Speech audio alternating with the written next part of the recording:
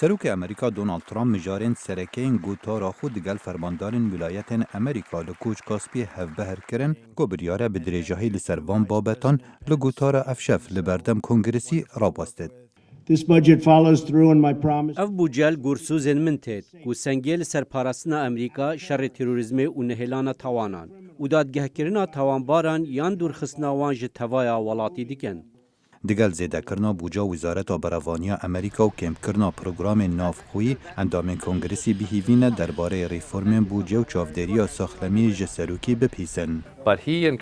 لیو کماری کنگرسی بگشتی لسر هلوشاننا سیستما ساغلمیا اوباما و کم کرنا بوجه و پرسین پاراستنا سینوری لحف دکن. دوی افتشته به داگل هفهاتن دنابرا کماریان ده چه ببه؟ لعالیه دی دموکرات دراوشه که دانه که آمادن دیجی پیشنیازن سروک پراوستن وکو ریبرینی پارتیا دموکرات دبیجت او رینادن ترامپ ولات مجک جدا بکد. دونالد ترامپ تو تشتکی بو امریکا ناکی امره نادن اف باوریا امریکا جهف بکوه او ام بکن بو جهکرنا بوهاین دموکراتان. دموکراتین هفرک لجیرناوی جک ونا بت لحف هاتن و خونیشانتان لبردم اوفیسا کوماریان لویلاتا اریزونا دجی ریبازا سروک ترامپ کرن. وجبرکو کنگرس امریکا لدم بهم و دانیه جوین نائنا پیکینان و چره لبردم دموکراتا نامیند جبلی خونیشاندانان دا نارازیبون خو دجی وی سیاست دیار بکن. شروان دیری نخوشن او داماو جارن یوان پدوی بوان ناه تکرن.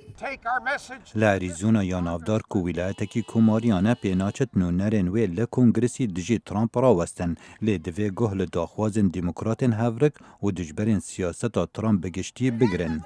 افغانی شاندانه لدمک دینه کرن سروک دونالد ترامپ خو آماده دکد بووی شر سیاسی نبتنه دجی دموکراتان لی هر وسا دجی میدیایه. دوی ام شروان بکن او شارزانه و فیلبازن و هر وها نلجه باوریه. هنده کماری هیرشن سروکی دجی میدیای بپیدوی نابین لدما سروک دونالد ترامپ هول ددد پشتوانیا خویا لاواس لگور را پرسیان بلند بکد حتی برسوا دنگ درین امریکی جعالی کنگرسی و بیتدان.